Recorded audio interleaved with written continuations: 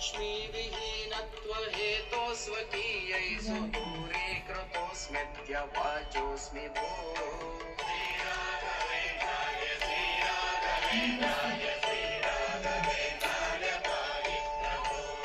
क्षेमं करस्त्वं भवं भूतिमज्जनानामिति त्वां प्रपन्नोऽस्मि भो